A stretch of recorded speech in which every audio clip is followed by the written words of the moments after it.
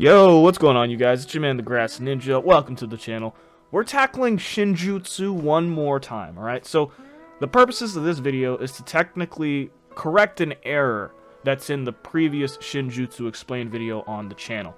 So, back when Chapter 75 was fresh, back when Chapter 75 was new, we talked about Shinjutsu, and we went into an in-depth explanation on what Shinjutsu was. Now, for majority, that video is spot on the money, but there is one very important aspect of the video that I do have to correct, which is that Shinjutsu does not require you to mold chakra or spend your chakra. We learn in Chapter 79 right now, and before, Kawaki's basically running on empty.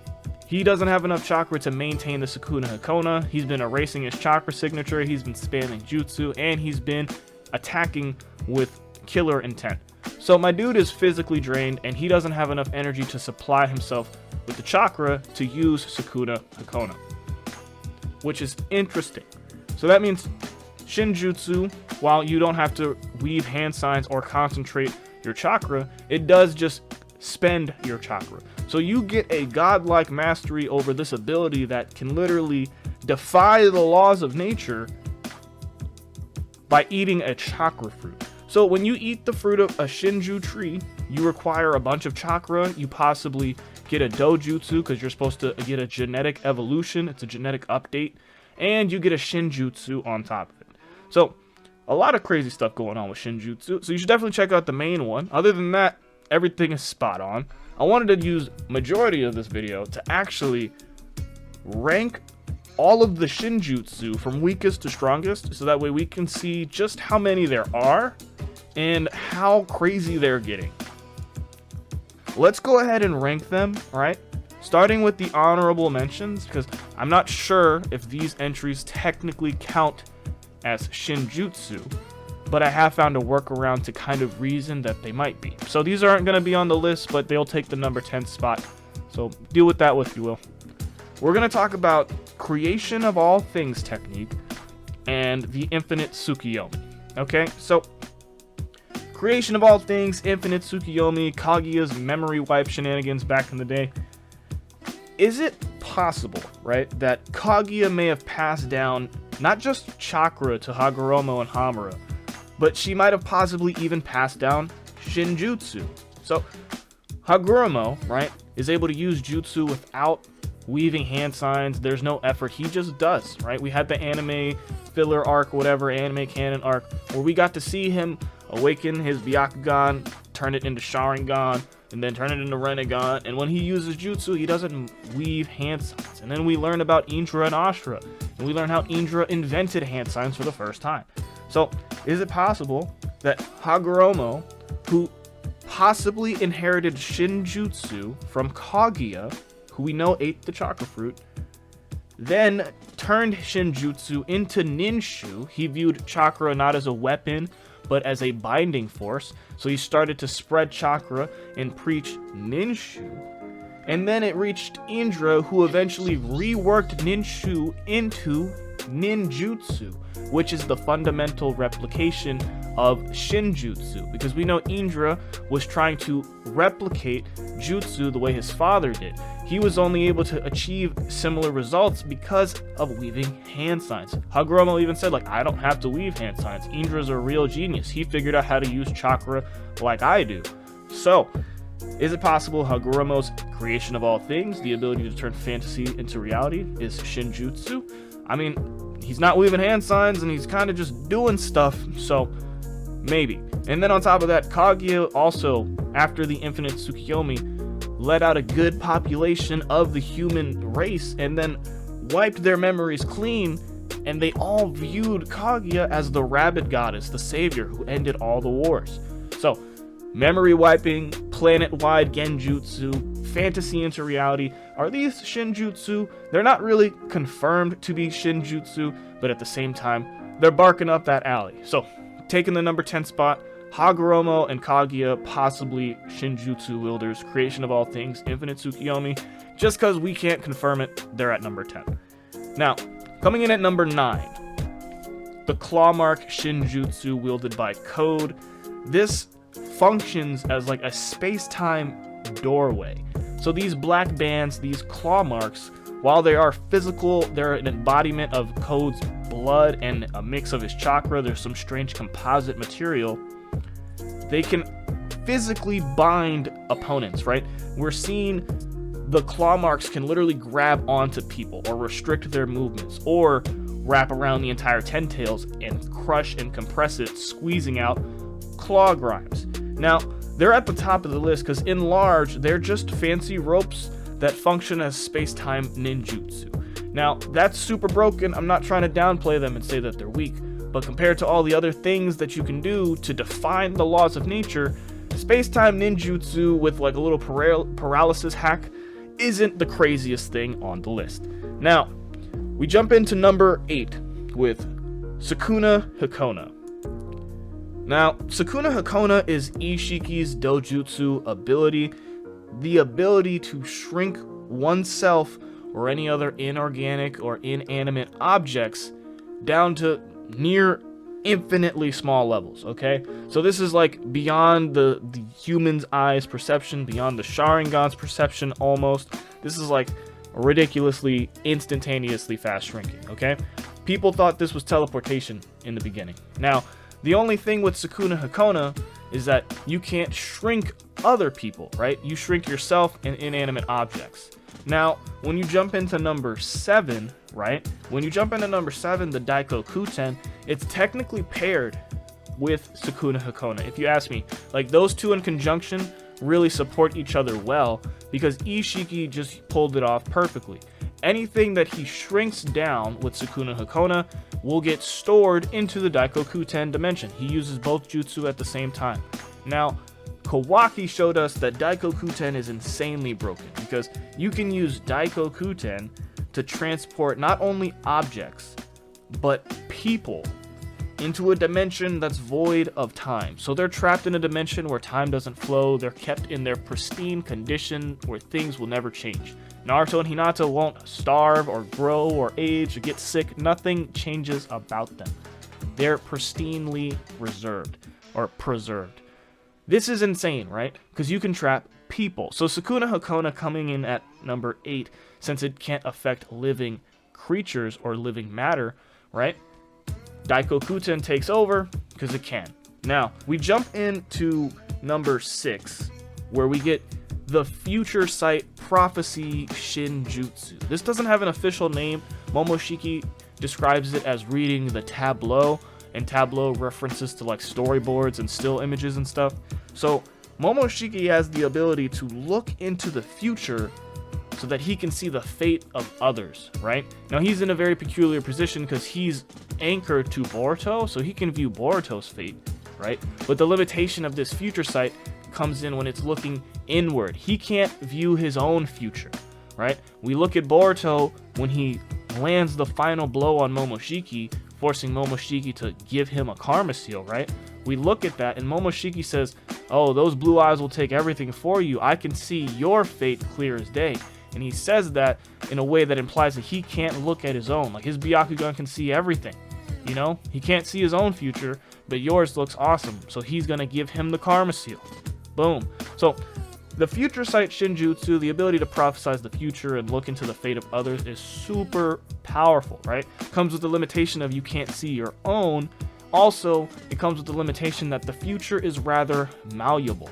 Momoshiki, after all this crazy stuff happens with Kawaki, Daiko Kutening Naruto, and then going on the run, giving Boruto the scar, he says it's finally set. The future can no longer be changed, which implies that it could have been earlier. So if things didn't play out the way they did, if Momoshiki hadn't stepped in when he did to make sure everything happened the way it was supposed to, the future could have been changed. So the future's malleable, it's not set in stone. That's why Toneri has a different prophecy. That's why the Toad Sage Gamamaru or whatever, when he dreams and stuff, his prophecies, they might not pan out the way Momoshiki prophesizes or Toneri prophesizes. So the future is ever changing in Boruto. At least I'm saying that. Now, we jump into the next one with number 5. This is technically interchangeable. So 5 and 6 could flip because I don't know if number 5 is a full-on Shinjutsu or if it's a byproduct of something weird or if it's a like side effect of Future Sight, but Momoshiki has the ability to stop time. Now, this is only in his astral form. We haven't seen him do this physically, but as an anchor to Boruto's soul, he's able to freeze time, move about the environment, basically gain information on what's going on, who's what, doing where, all of this, right? And this spans across the entirety of everywhere. We see Boruto fighting Code on the outside of the Leaf Village.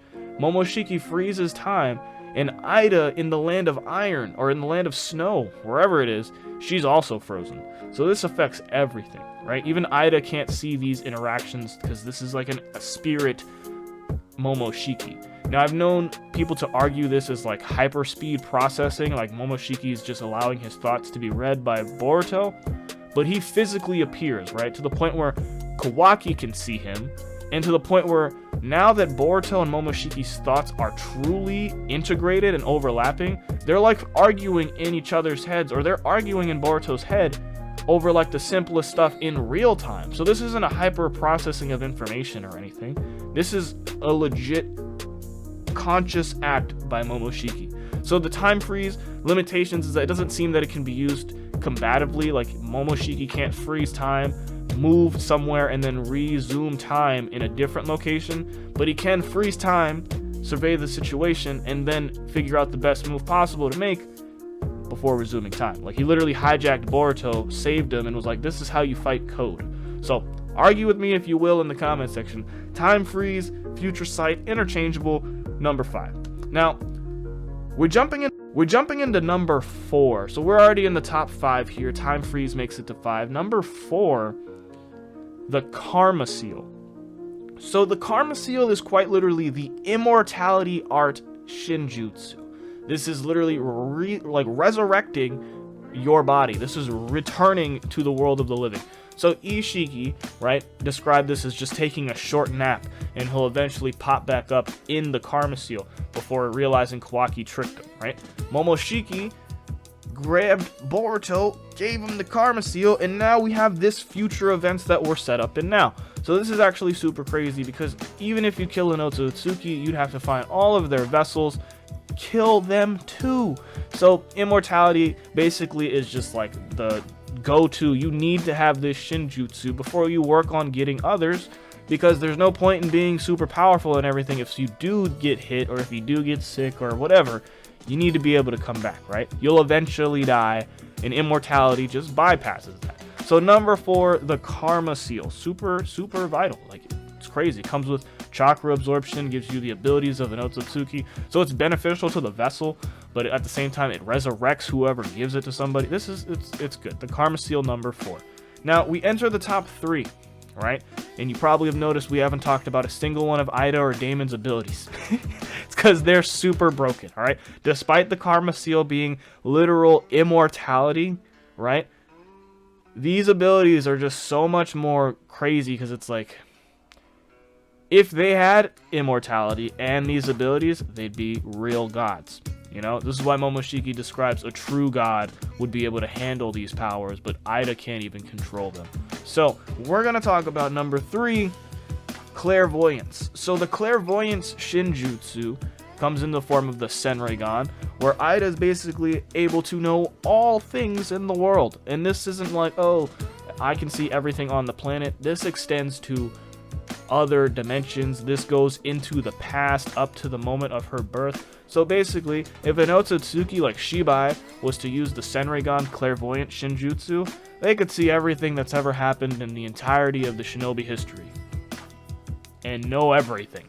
There's no corner, there's no blind spot to the Senreigan. You can go check out anything you want in any dimension that it happens in. Ida is able to track Momoshiki fighting Sasuke and Kawaki over Naruto's unconscious body after Ishiki dies in one dimension, while Ishiki talks to Code about the will of the Otsutsuki in another, and then literally looks at the 5 Kage having their meeting and discussion about how they're clueless about what Code's doing on planet Earth. So she's able to track all these different dimensions. Doesn't matter where you go. If she knows who you are, she knows where to look. She can find you. She's basically just asks the Senrigan, show me Kawaki, and boom, there you go.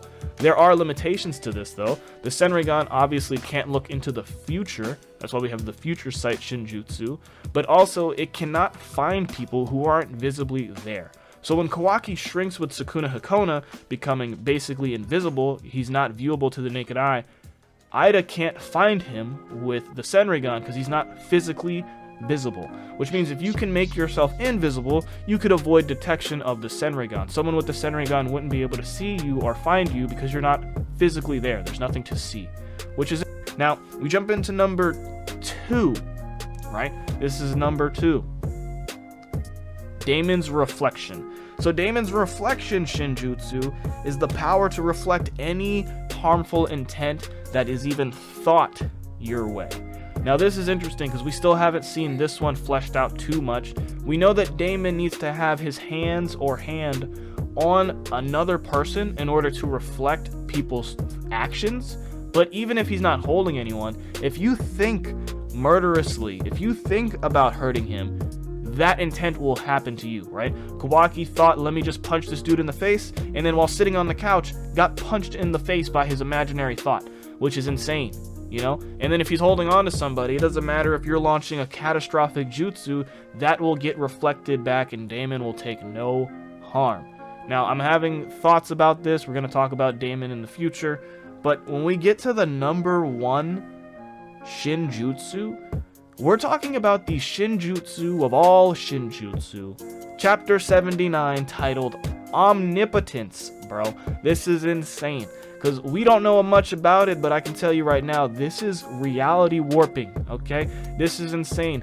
We've seen omnipotence used in such small-scale ways, but if we take this statement literally, then this is up there with Hagoromo's creation of all things, turning fantasy into reality. So omnipotence, the Shinjutsu responsible for Ida's love charm, responsible for her making these love slaves and everything, basically reflects people's desires, right? It takes people's desires and then it makes them real.